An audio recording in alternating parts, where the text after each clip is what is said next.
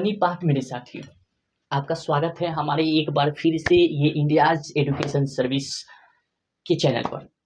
आपका हमारे ये जो वीडियो होने वाला है ये मैथमेटिक्स क्लास 10th का एक नए चैप्टर का आगाज हम लोग करने के लिए यहाँ पर आए हैं। हम लोग अभी तक चैप्टर नंबर 4 पढ़ रहे थे। उस चैप्टर 4 के बारे में जितनी भी बातें थी उसके अंदर के आर्टिकल सब आर्टिकल वो सारी चीज़ को पढ़ने के बाद ये चैप्टर नंबर 5 की आज शुरुआत करने जाएंगे, जिस चैप्टर का नाम होने वाला है एपी।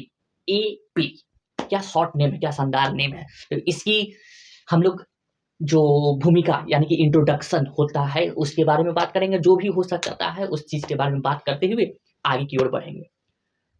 तो ये चीज़ के बारे में बात करने के लिए चलिए हमारे साथ हमारे उस क्लास पर, जिस क्लास में हम लोग कुछ ज्ञान की बातें सीखा करते हैं, पढ़ा करते हैं। Let's go.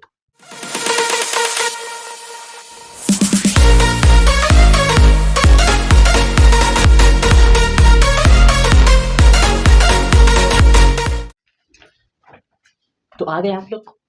तो आइए आज के हम लोग के नए चैप्टर का जो हेडिंग है उसको डालते हैं और स्टार्ट करते हैं। ठीक है, तो आज का चैप्टर हम लोग का क्या होने वाला है, जिसको अध्याय कहते हैं। ठीक, चैप्टर होने वाला है 5। बहुत अच्छी बात है। ठीक है, इस चैप्टर का नाम क्या है? हिंदी में हम लोग बीएसबी बोर्ड के बारे में के लिए ज्यादा अध्ययन कर रहे थे। इसको हिंदी में बोला जाता है समांतर श्रेणी। श्रेणी श्रेणी श्रेणी समांतर श्रेणी। ठीक है, तो ये समांतर श्रेणी जिसको इंग्लिश में भी कुछ नाम दिया गया है। ठीक है, क्या नाम दिया गया है इसको बारे में जानते हैं। तो इंग्लिश में इसको माफ कीजिएगा, यहाँ पर श्रेणी नहीं है, यहाँ पर कुछ और है। ये ठीक है, ये इंग्लिश में इसको क्या कहा जाता है? तो यहाँ पे समांतर श्रेणी है तो इसको हम लोग अर्थमेटिक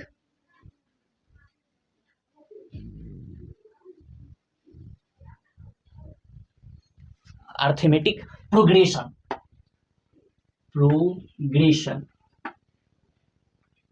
के नाम से जानते हैं।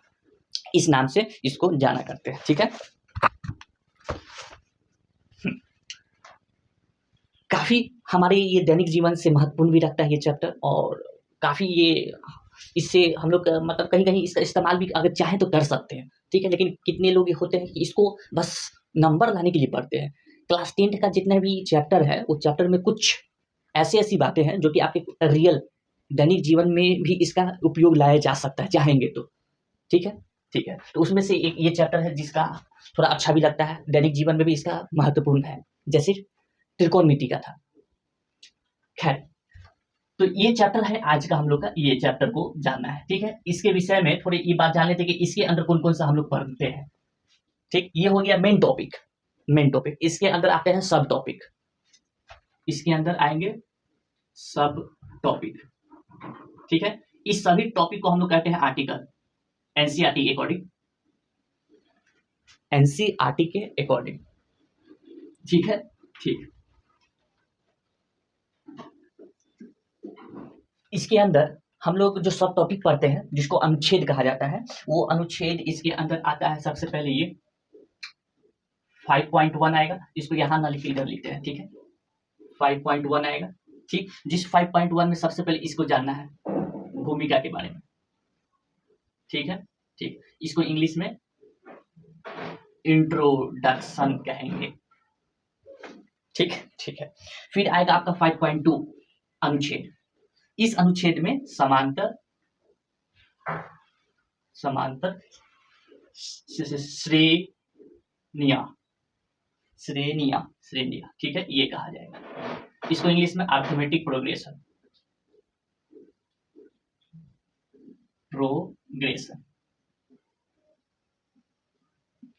ठीक है, फिर आपका 5.3, लेकिन इससे पहले एक एक्सरसाइज आएगा। ठीक है, यानी कि प्रश्नवाली। ये आएगा। ये कौन सी प्रश्नवाली होगा इसमें? 5.1 ये होने वाला है। ठीक है, ये दो हम लोग जब पढ़ेंगे इसके अंदर का जो अनुच्छेद होता है तब इसके बाद ये। फिर 5.3 जिसका होगा एपी एपी के प्रथम एन पदों का योग, इसका इंग्लिश क्या? Sum of first n terms of an AP. ठीक है, ये फिर एक लास्ट इसका एक अनुच्छेद होगा जो कुल 5.4, ये लास्ट जो कि इसका नाम है एपी के प्रथम एन पदों का योग। एपी के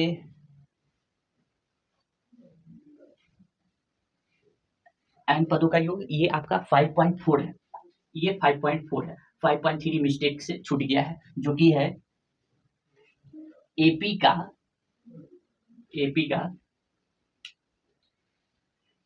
एनवा पद। ठीक है, एपी का एनवा पद, जिसका इंग्लिश है and term of an AP. ठीक है, ये है। इस एक्सरसाइज के बाद आएगा 5. ये एक्सरसाइज के बाद आपका आएगा 5.2। ठीक है, उसके बाद फिर आएगा आपका कौन सा एक्सरसाइज? 5.3।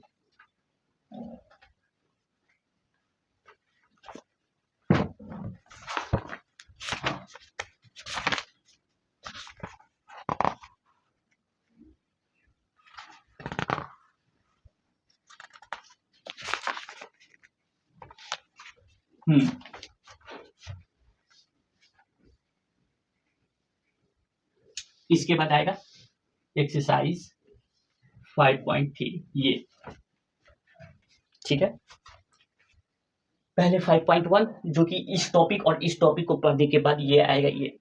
उसके बाद फिर क्या है, ये 5.4 वाला जो है, इस पर अगर ये चौथा मेरे पास अनुच्छेद है तो उसके बाद ये एक्सरसाइज आएगा। तीसरा में ये आएगा, तीसरा अनुच्छेद में ये, जिसमें ये एक्सरसाइज है। ठीक है, ठीक। तो इस एक्सरसाइज को करने के लिए पहले ये और ये दोनों को पढ़ना होगा, उसके बाद ही ये एक्सरसाइज पे आ सकते हैं। ठीक है, आइए उसको करते हैं। देखिए, तो सबसे पहले इसको हम लोग पढ़ने वाले हैं 5.1 और मेरे पास दूसरा होगा 5.2। इस अनुच्छेद को पहले जानकारी लेना है, उसके बाद फिर इस पे हम लोग पहुंचेंगे प्रश्नवाली पे। ठीक है, तो इसमें जो हम लोग का टॉपिक है वो टॉपिक का नाम है ये। ठीक है, तो सबसे पहले इसको समझना जरूरी है कि ये जो है इसकी कुछ परिभाषा होगा, डिफिनेशन। उस डिफिनेशन को जानने के बाद ही इसके बारे में अच्छे से समझा जा सकता है। तो इसकी डिफिनेशन, तो इसमें पहला क्वेश्चन इस पे बनता है कि ये क्या है। क्वेश्चन, समांतर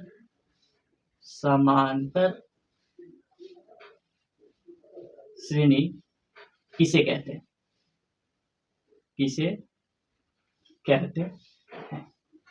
ठीक है, तो इस पे उत्तर क्या है?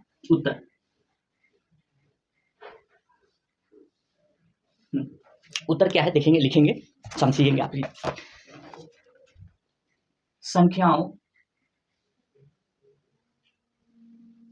संख्याओं का वह समूह जो एक निश्चित नियम के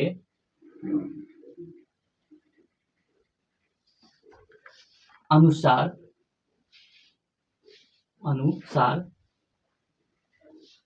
निश्चित क्रम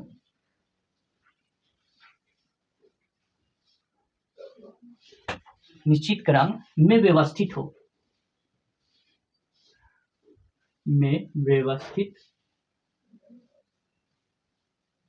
हो उसे समांतर श्रेणी कहते हैं। ठीक है, चलिए देखिए, जैसे यहाँ पर ये जो लिखा हुआ है इसकी परिभाषा, इसकी जो परिभाषा जो है, इसकी डिफिनेशन को ध्यान से पहले क्या काम कर लेते हैं। ये यहाँ पर समांतर श्रेणी है, ठीक। इस समांतर श्रेणी का यहाँ पर इंग्लिश हुआ है समांतर का ये अर्थमेटिक, और श्रेणी का यहाँ पर हुआ है ये प्रोग्रेशन, ठीक। तो इसको शॉर्ट में हम लोग ये लिखा करते हैं, ए, पहला लेटर इसका ए, इसका पहला लेटर पी, ठीक। तो इसी को एपी के भी नाम से जाना जाता है शॉर्ट में, एपी, ठीक। तो इसकी परिभाषा यहाँ पर है, संख्याओं का वह समूह, यानी कि इस पे एक समूह होगा, इसका एक समूह तो बहुत चीज का होता है, एनिमल का, जानवरों का होता है, पक्षी का होता है, इंसान का होता है, जितना भी यहाँ पर है वो सबका समूह होता है। अगर उसका एक श्रेणी हो तो श्रेणी अलग अलग हुआ तो अलग अलग उसका समूह बनेगा, एक श्रेणी का अगर है तो वो उसका एक समूह बनेगा। तो यहाँ पे होगा संख्याओं का समूह होगा, ठीक। एक संख्या का समूह बनेगा, वो संख्या का समूह जो होगा ना एक निश्चित नियम, ठीक है, संख्याओं का समूह एक निश्चित नियम के अनुसार क्रम में व्यवस्थित होगा, वो एक क्रम में लगा हुआ रहेगा, जिस तरीके से हम लोग लगे हुए रहते हैं। एक स्कूल रहता है, एक स्कूल है, स्कूल में यहाँ पर प्लेग्राउंड है ये, ठीक है। तो इसमें बच्चे भी बहुत सारे होंगे, तो हम लोग प्लेग्राउंड जो होता है उसमें बच्चे को कैसे व्यवस्थित करते हैं, किस अनुसार व्यवस्थित करते हैं, तो हम लोग उसमें इस कुछ ऐसे करते हैं, जो सबसे छोटा है उसको सबसे आगे, जो इससे बड़ा है उसको थोड़ा पीछे, जो इससे बड़ा है उसको थोड़ा पीछे, इससे जो बड़ा है उसको थोड़ा और पीछे, इससे जो पीछे है उसको और, मतलब इससे जो बड़ा है उसको पीछे, फिर इससे जो बड़ा है इसको और पीछे, इससे जो बड़ा होगा इसको और थोड़ा पीछे लगाएंगे, इससे जो बड़ा होगा इसको और पीछे इसको लगाएंगे, ठीक है। तो यहाँ पर आप देख रहे हैं, यहाँ पर क्या कर रहे हैं, यहाँ पर कर यूँ रहे हैं कि इसका एक व्यवस्थित कर रहे हैं, इसका क्या कर रहे हैं, व्यवस्थित कर रहे हैं, ठीक है। ये व्यवस्थित किसका हो रहा है, तो ये एक छात्र का हो रहा है, छात्र का हो रहा है, ठीक है। ये जो व्यवस्थित है किसी नियम से है, कोई नियम है इस पे, हाँ तो नियम है, वो नियम क्या है, वो नियम ये है कि जो सबसे छोटा है वो आगे, जो उससे बड़ा होगा उससे पीछे, इससे जो बड़ा होगा उसके इससे पीछे, इस तरीके से नियम से इसको व्यवस्थित किए हुए हैं। तो इसमें नियम भी लग रहा है, ठीक है, इसमें नियम भी है, ठीक। और ये क्या एक क्रम में है, बिल्कुल, इसके लाइन में ये, फिर इसके बाद ये है, फिर ये है, फिर ये, तो ये एक क्रम में भी है, ठीक। तो इसी चीज को यहाँ पे ये जो व्यवस्थित किया हुआ जो क्रम है एक नियम के अनुसार, ये आपका एक समांतर श्रेणी कहलाएगा। वो कैसे, ये एक समांतर श्रेणी कहलाएगा, लेकिन ये एग्जाम्पल किस चीज का दिए हैं, छात्र का दिए हैं। अब आइए किसी संख्या का लेके करते हैं, क्योंकि इसमें संख्या का करना है, ना कि इस बच्चे का करना है। एग्जाम्पल, ठीक, एग्जाम्पल में ले लीजिए जैसे कि 2 4, 2 4, उसके बाद 6 8 10 dot dot dot dot dot dot, एक ये एग्जाम्पल है। दूसरा मेरे पास एग्जाम्पल है, दूसरा है 45 43 41, उसके बाद 39 dot dot dot dot dot, कहाँ तक ये गया है, तो 31 तक गया है, एक ही है, ठीक है, ठीक है। देखिए ये क्या एक एक समूह बना रहा है, तो हाँ समूह है, किस चीज का है, संख्या का समूह है, वास्तविक संख्या में कोई भी चीज हो सकता है, ये समूह है, ठीक है।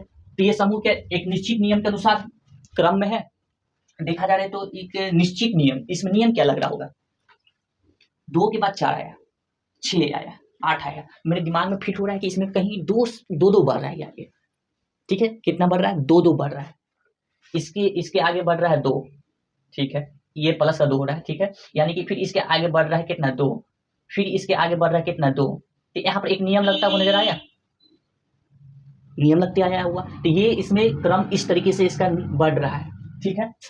आइए एक निश्चित क्रम में व्यवस्थित भी किया हुआ है, ऐसा नहीं है कि 6 पहले 4 बाद में आया है, जैसे तैसे दे दिया है, ये भी है। तो इस चीज को हम लोग समांतर श्रेणी कहेंगे, ठीक है।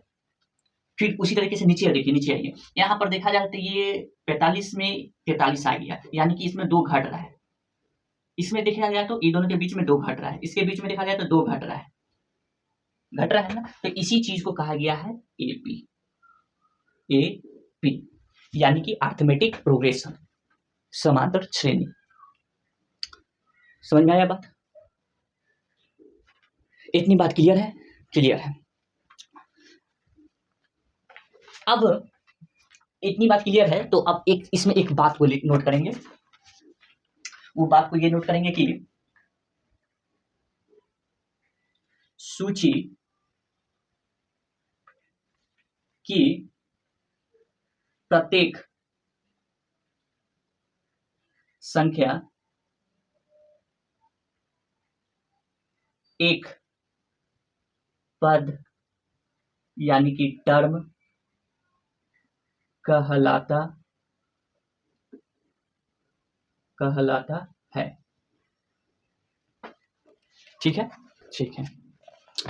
इसके कहने का क्या मतलब है? इसके कहने का ये मतलब है कि इसमें यहाँ पे जो दो एग्जाम्पल दिए हैं, इस दो एग्जाम्पल में ये जो 2 आया है, 4 आया है, ये 6 आया है, ये 8 आया, 10 है, या फिर ये है, ये है, ये है, ये है, ये सब इसका प्रत्येक संख्या एक पद कहलाएगा।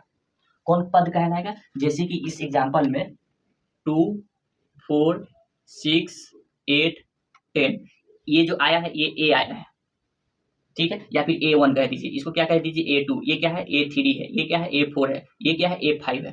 ठीक, तो ये जो चीज है ये जहां तक जाए वो आपका इसमें हर एक चीज, ये जो आने वाली जो संख्या है ये आपका कहलाएगा टर्म यानी कि पद, ये कहलाएगा टर्म कहलाएगा यानी कि पद। ठीक है, ठीक है, अच्छी बात है। तो इसमें भी पद समझ गए कौन होगा? समझ गए, कोई दिक्कत नहीं। अब इसमें एक चीज हम लोग देख रहे हैं, वो चीज क्या देख रहे हैं कि इसका जो समूह है एक निश्चित नियम से आगे बढ़ रहा है। ठीक है, वो नियम इसका कुछ भी हो सकता है, जोड़ भी हो सकता है, घटाव भी हो सकता है, गुना भी हो सकता है, भाग भी हो सकता है, लेकिन क्लास 10 के बेसिस पे हम लोग सिर्फ जोड़ घटाव ही ज्यादा नजर आता है, जोड़ और घटाव, है ना। तो इसके बेसिस पे हम लोग ये निश्चित नियम देखने के लिए क्या करते हैं पता है? क्या करते हैं? नहीं पता है? तो वो देखने के लिए हम लोग जो दूसरा पद होता है, दूसरा पद में से पहला पद घटाते हैं। क्या कह रही है? यानी कि A2 में से A1 घटाते हैं। समझ में आया? नहीं समझ में आया? इसी तरीके से मुझे देखना हो कि इस दोनों के बीच में निश्चित नियम कौन सा लग रहा है, किस चीज का लग रहा है। तो इसके लिए हम लोग क्या करेंगे, A3 में से A2 घटाएंगे, A3 में से A2 घटाएंगे। ठीक है, ठीक है। उसके बाद क्या? उसके बाद क्या कि ये A4 और A5 है, तो इन दोनों के बीच में देखेंगे तो ये A5 चाहे इन दोनों के बीच में देखा जाए कि A4 में A3 घटाया जाए। ठीक है, ठीक है। तो आइए देखते हैं A2 कितना है, 4 है, माइनस ये A1 कितना है, 2 है, कितना आया, 2 आया, प्लस का कि माइनस का, प्लस का। नीचे आइए A3 कितना है, 6 है, इधर कितना है, 4 है, तो 6 में से 4 जाएगा, कितना बचा, 2 बचा। A4 का जी, A4 में से ये घटाइए तो 8 है, 8 में से 6 गया, कितना बचा, 2 बचा, क्या बचा, 2 बचा। ठीक, तो ये एक नियम, ये जो निश्चित नियम जो लग रहा था वो नियम को निकाल के बता दिया कि इसमें क्या नियम लग रहा है। प्लस दिखा रहा है क्या, प्लस ये दिखा रहा है कि इसमें 2 जुड़ते चल रहा है, 2 क्या हो रहा है, जुड़ते चल रहा है। इसमें माइनस जो 2 दिखा रहा है इसका मतलब क्या, 2 घटते चल रहा है। समझ में आ रहा है ना? समझ में बिल्कुल आ रहा होगा। अच्छा, ये जो चीज है, इस चीज को मतलब दूसरे पद में से पहला पद घटाने में जो चीज, ये जो चीज आया है, ये जो चीज आया है, इसको हम लोग कहते हैं कॉमन डिफरेंस, कॉमन डिफरेंस कहते हैं। ठीक है, हिंदी में क्या कहते हैं, हिंदी में इसको कहते हैं सार्व अंतर कहते हैं। ठीक है, सार्व अंतर ये कहते हैं हिंदी में।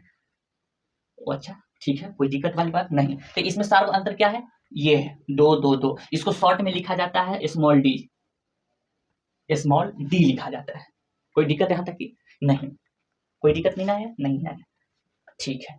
अच्छा, इसमें तो प्लस का 2 देखने के लिए मिला, इसमें क्या चीज देखने के लिए मिल रहा है कि इसमें 2 घटते जा रहा है, यानी कि कॉमन डिफरेंस कितने तरीके के आपका निकल सकता है। तो इसमें पता आपको चलेगा कि ये जो है आपका धनात्मक का भी निकल सकता है, ठीक है, जिसको इंग्लिश में क्या कहते हैं, पॉजिटिव, पॉजिटिव डिफरेंस यानी कि पॉजिटिव कॉमन डिफरेंस, पॉजिटिव का भी निकल सकता है। ठीक है, उसके बाद सेकंड में और क्या निकल सकता है, जैसे कि यहाँ पर -2 -2 -2 निकल रहा है, क्या चीज का, नेगेटिव का है ना, तो इसको कहते हैं ऋणात्मक, ऋणात्मक।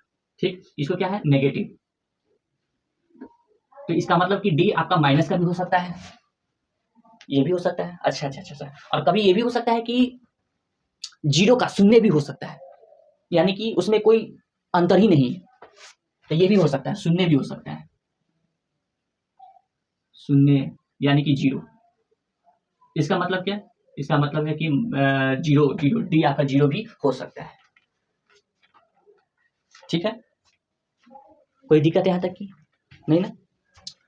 इसका एग्जांपल एक बार करके बताइए। तो इसका एग्जांपल करके बताते हैं। अगर आप ये ले three three three three three three three dot dot dot dot dot dot ये ले आप, तो ये एक एपी है। क्यों एपी है? क्योंकि A2 में से A3 घटा है तो कितना आया? जीरो। इसमें से ये घटा है तो कितना है? जीरो। इसमें से ये घटा है तो कितना है? जीरो। तो इसके आने वाली आगे भी जो संख्या है वो भी कितना होने वाली है? Three three three three. तो इस तहत के नियम से ये आपका एपी है। ऋणात्मक वाला एग्जाम्पल बताइए। तो ऋणात्मक वाला ये था आपका ये ठीक है। तो ये क्या है?